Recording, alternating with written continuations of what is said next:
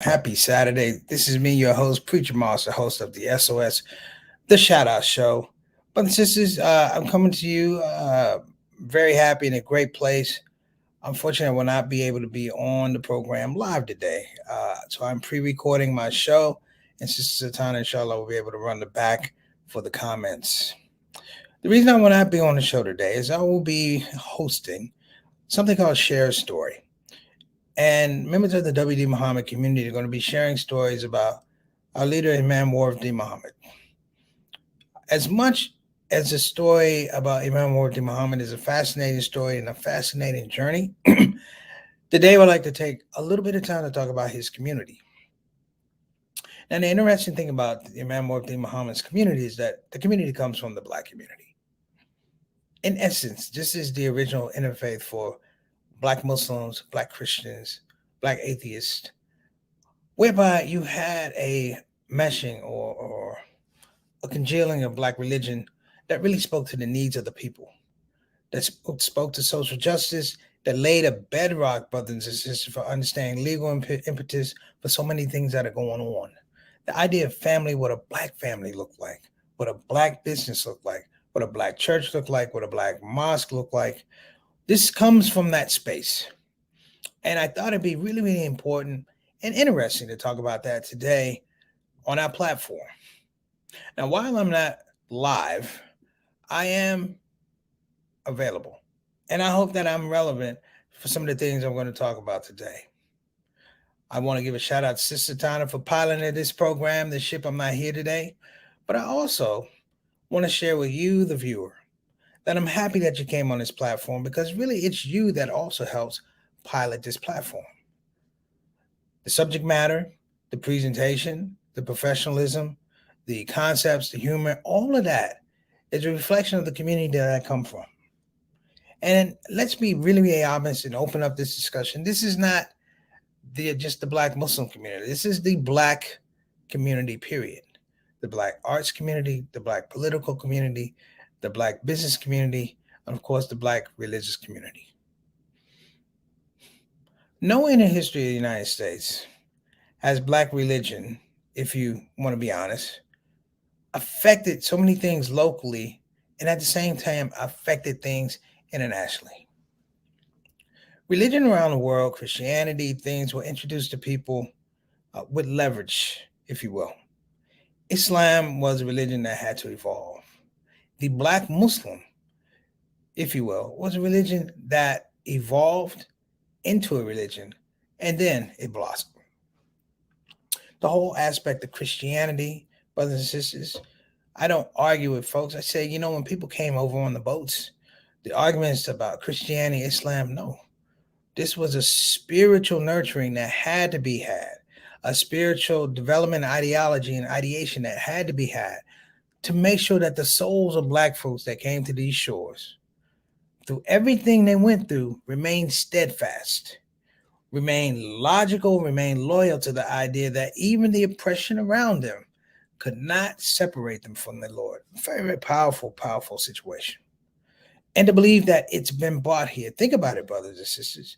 I heard at a masjid, I heard at a khutbah yesterday, the African American is a miracle. Statistically, economically, physically, the African American is a miracle. The presence, not just the presence, but the excellence, and not just striving, but winning in a society that's not particularly built for them. And here we have a community that's not talked about. I'll be honest with my community. We're not talked about enough. We don't beat our chest when we do things. We just say, alhamdulillah, keep it moving. We don't do press releases, brothers and sisters, because that's not the job of a worker. My good brother, big brother Reginald Kitchen always said, Allah always rewards the work. He always blesses the work of a righteous worker. And this is a community of righteous workers. Today's program, Share a Story about Imam Wardi Muhammad. It will be white righteous workers talking about another righteous worker. So what I like to do, brothers and sisters, is we're going to warm it up, and I'm going to be right back. We're going to start it just like we started. We'll be right back with the Shout Out Show. I'm Preacher Moss.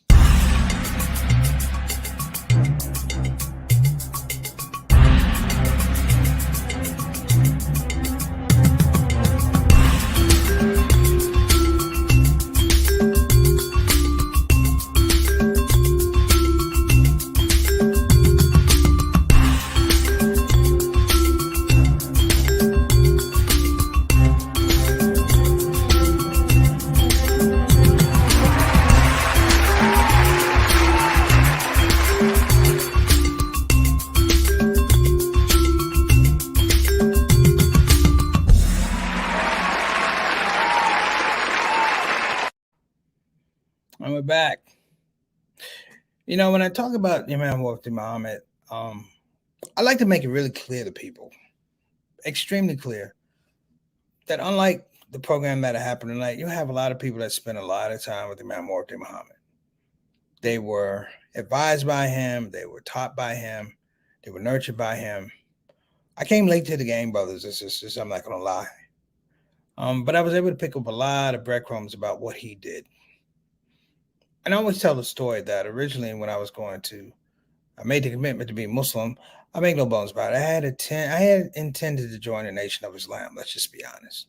The NOI is where I was. I was young, black. We had Public Enemy. We had 5% Nation of Islam. I mean, in the youth space, those things were prevalent. And my big brother directed me to Masjid Muhammad, which used to be Muhammad's Mosque number 4 in the days of the nation. They actually had one there, and then they moved over to Kenilworth Avenue. I think it was Kenilworth Avenue off of 295 in Washington, D.C. And so I went to take my Shahada. My brother sent me there. And when I got there, it was pretty apparent that I wasn't at an NOI mosque. And the interesting thing was, out of my ignorance, I didn't understand, brothers and sisters, I didn't understand and hadn't done any investigation about the W.D. Muhammad community. My brother Reginald, who used to be Brother Reginald 13X, sent me there, and he said, I needed you to begin this journey. He said, I sent you because you need to understand this journey. And what I didn't understand, even more so, though I had intended to join the Nation of Islam, was the fact that the data was not out there. And it's hard to make a decision when you don't have all the data. And when I got there, I was given a history lesson. I can't remember the imam there, but I know the imam immediately after was Imam Yusuf Salim. And I saw an active community in the middle of a community on New Jersey Avenue, which was consequently renamed Islamic Way, 4th Street, Islamic Way. I began to see the idea of a community working. People didn't take breaks, if you will, with their deen. And they were not left to argue the merits of their deen. And I thought this was interesting. It was people who were believers, who were thoroughly entrenched in the idea that their religious identity had so much to do with meritocracy. You work in the way that you believe. I thought this was amazing. And soon enough, of course, I took my Shahada, and of course, the rest is history. But is it really history? Because the people they talked about was ironically Imam Mufti Muhammad. And doing the due diligence later on, I came to appreciate the man, not for everything he had done. I appreciate him for that. I appreciated him from taking the NOI from the first to the second, because the second was going to be relevant. As much as I love that NOI, the second had to happen. Even the Nation of Islam brothers recognized that had to happen. You had to have an outgrowth in terms of the black church that identified with some of these other issues.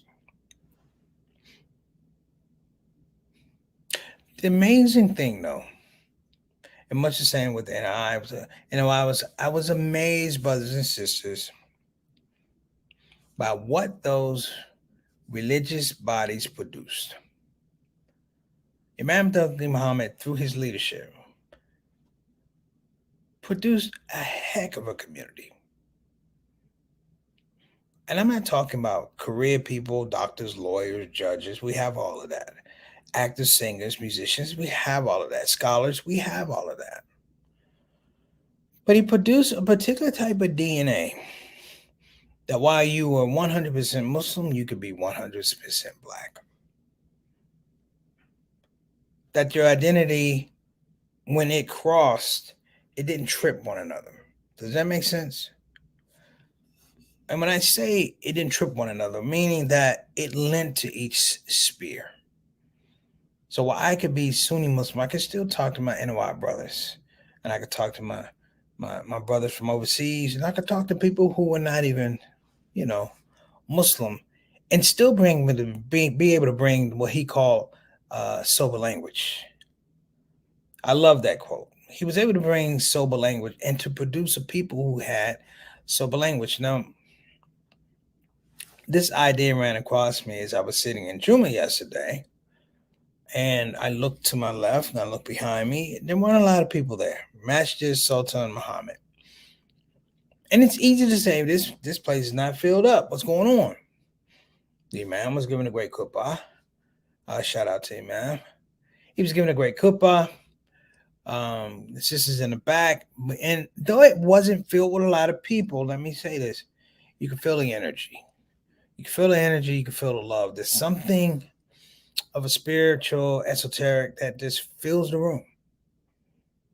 Even when I was Christian, when you had that type of thing, it filled the room. It was genuine.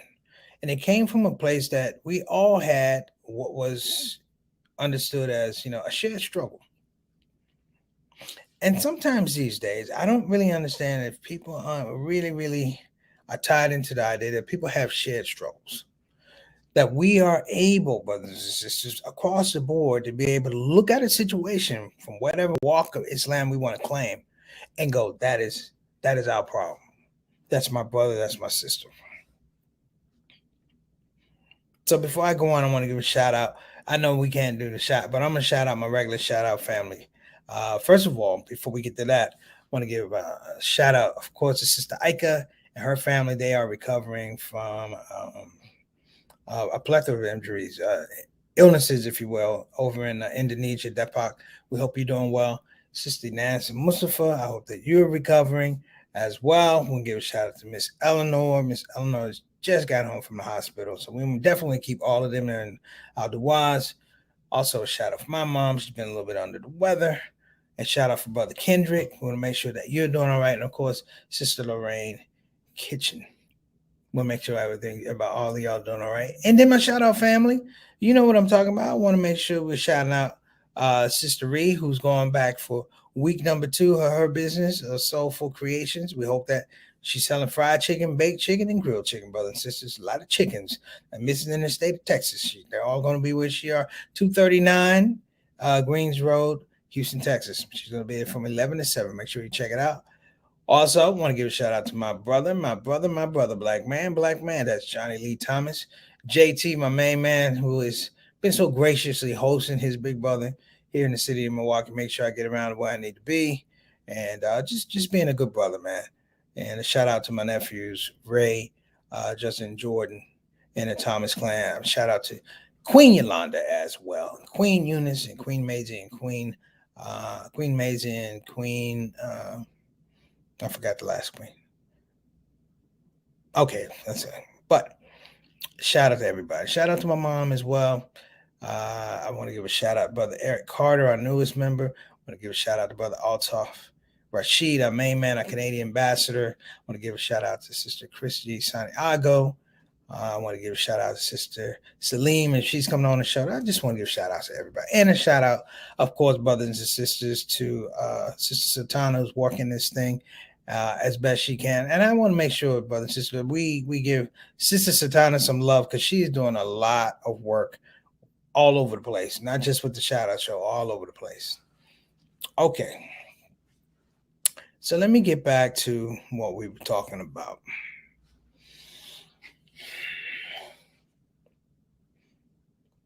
I didn't have a lot of interactions directly with Imam Warthi Muhammad.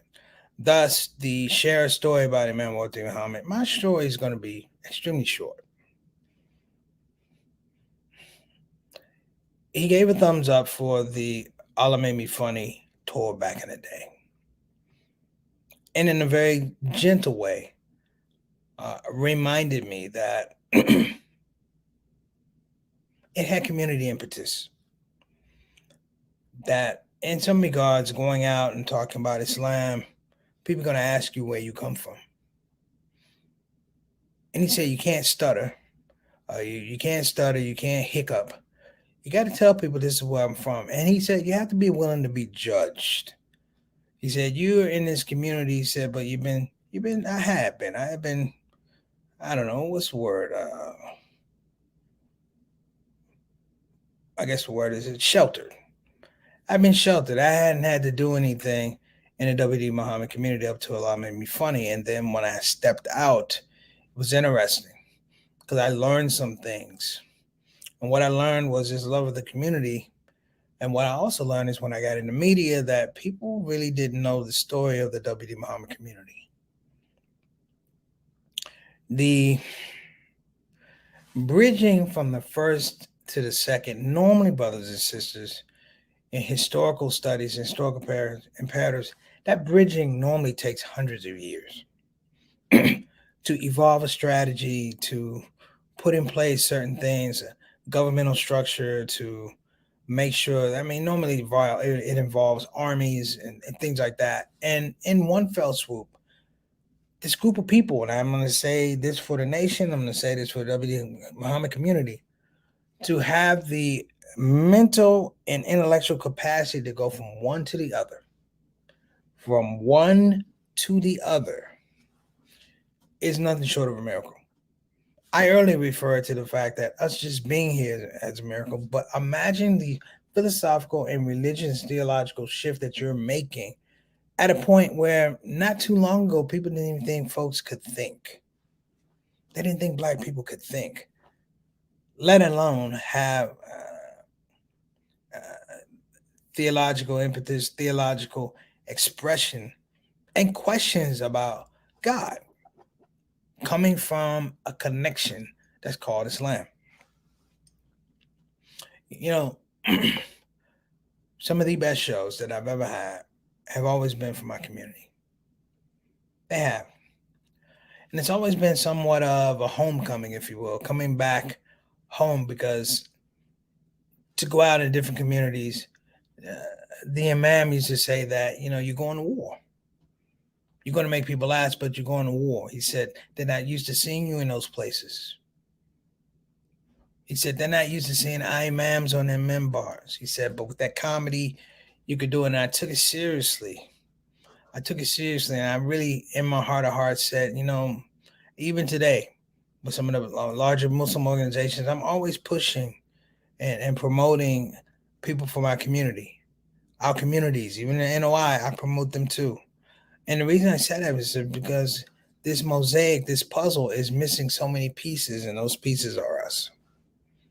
So every time I tell a laugh, it was always for the WD Muhammad community. It wasn't like I got you. But when I told a joke, it was for our community, but more importantly, it reflected something from our community. You see, the humor that I have for however long I've been doing this game has come from the kindness, the willingness, and the generosity of this particular community. So you can go to church, go to Catholic church, and, you know, outside of some areas, some offerings, they really haven't evolved. Most, Catholic churches, Baptist churches from early 1900s up to the 60s, they really hadn't had any type of opinion on the equality of black folks, on the issues of fairness and justice to black folks. They didn't have that. Let's be honest. What they had was a ragtag type of identification of the problem without getting their hands dirty. And so when you stop and think about our community, outside of the NOI, we're very entrenched people. When I say very entrenched people, means that we don't have to have a food giveaway at a local church or school. We know who's hungry. We know who's hungry. We know who's unemployed. We know who's got out of jail. We know who's sick. We know who needs a job. We know who's not doing well in school. We know those things. And the uniqueness of this community is that we are uniquely equipped to deal with those type of things. You see, the fundamental shift that's happened over the last couple of years with the Muhammad community is that we gotten older. And much the same in corporate structure People rate our young stars. I want to make sure that people know that we produce Muslims that are talented, brothers and sisters, are talented. Just like the Hollywood structure, Hollywood tries to take the most talented and do what they will with them. That's probably another subject. That's another subject. But the community, the people that you will see tonight on Share a Story regarding Imam Worth Muhammad, you're going to listen to them talk about him, but you're going to hear that he worked through them. And working through them allowed them to avail themselves to the needs of their independent communities. This doesn't happen by itself. I mean, this is an event that's being sponsored by the W.D. Muhammad Islamic Center in Greensboro. That in and of itself, they're raising money to pay off the mortgage, but that in and of itself shows you something that hasn't happened in a long time, that we're rebuilding mosques. Imam Worth Muhammad Masjid in Houston, Texas. Another example of building mosques, building futures. We're not a dead community. I've always said this, we need to kind of constrict ourselves to what our needs are, because sometimes we extend ourselves. But isn't that the generosity of being Muslim? And it should be that if you extend yourselves, people should appreciate it and not exploit it. So the people that you'll see tonight, they'll look like me, they'll sound like me, but everybody's going to have their own different approach, their relationship to Imam W. Muhammad. But what I really, really enjoy is that independently, Imam W. Muhammad, may Allah be pleased with him, promoted the idea that we were different communities, different regions, different locales, with different issues and different solutions. And take a snapshot. Take a snapshot of this thing. It goes from 6 to 9 p.m., I believe. While I'll be hosting, I think I'm wanting to make sure that everybody knows that our community, amongst other things, the beauty, the generosity, the religiosity, the just the pure will to get things done, we're still growing. We are still growing.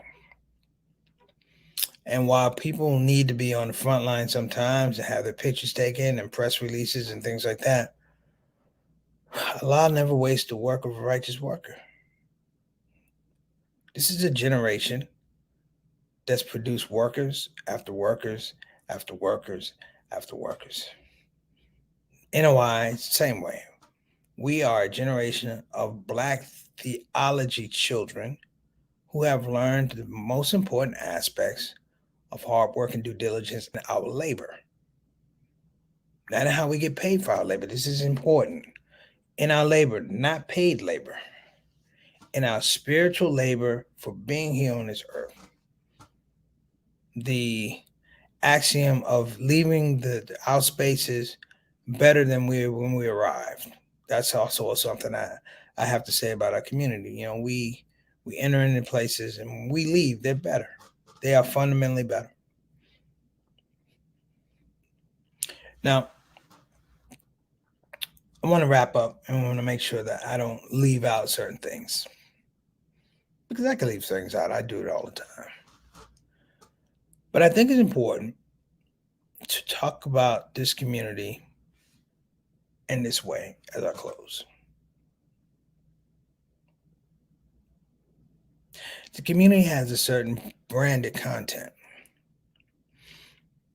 And that branded content is, in the minds of many people, counterfactual.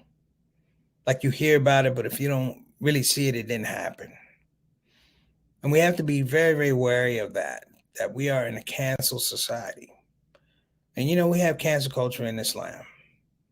You know, there are people who want to lead this community just like other communities who may or may not be equipped. The point of the matter is, for you to be a leader, I have to want to be led. And we have a group of individuals that are amazing people who have, for lack of a better word, instilled in communities that you have to do for self at the religious, communal level, but you got to do for self at your own independent level, your own life level. Thus, not needing to be up under anybody, but at the same time, understand your commitment and your value to community issues. So, when we see that coming through, brothers and sisters, I think it's important that we don't overlook it. We appreciate it, and we're going to have discussions about it. You know, when the imam passed away, when Allah brought him home, alhamdulillah, and again, may Allah be pleased with him, you know, the absence the absence of a worker is always the absence of a worker is always difficult. The absence of a worker is hard because you have to substitute not their work, but their commitment and their loyalty. So we began to say, we begin to say, you miss that person because you miss the attributes, but you miss their contributions. So then let it not be lost today at the share story that the people who speaking don't make contributions. And shout out to the whole committee that put this whole thing together. But I just want to make sure everybody is coming out of this thing and going into this thing with love. Yes, for definitely for Imam W. Muhammad, may Allah be pleased with him, but also love for the community and each other. All right. So let me get to our folks today, brothers and sisters. I want to give a shout out to our sponsors, BeFinancialIndependent.com. Again, that's BeFinancialIndependent.com. You can call 1-888-496-6845. Again, that's 1-888-496-6845. And you can hopefully you give a call and you can talk to the owner, the minority business rep, Ms. Maxine B. Kate Esquire. Check her out. What she's trying to break the slavery of debt, brothers and sisters. That's important. And as well, if you're interested in a quality Islamic graduate level education, check out Bayan Islamic Graduate School. Again, that's Bayan Islamic Graduate School. Make sure you peek your head in. Check out the website. It has some incredible speakers, a lot of visiting professors that were amazing. You want to check that out. And the programs, if you're interested in Islamic studies, Islamic education, Islamic leadership, or the MDiv program with a specialty focused on Muslim chaplaincy, check them out. The Muslim chaplaincy program is the only one in the country, so I would definitely recommend it. So my brothers and sisters, you guys have been amazing. I don't have a whole lot left to say. I think that you guys have done what you need to do. And for lack of a better word, I just want you guys to have a blessed day. I'm Preacher Moss. This is SOS. Take care. Assalamu alaikum wa rahmatullahi wa barakatuh.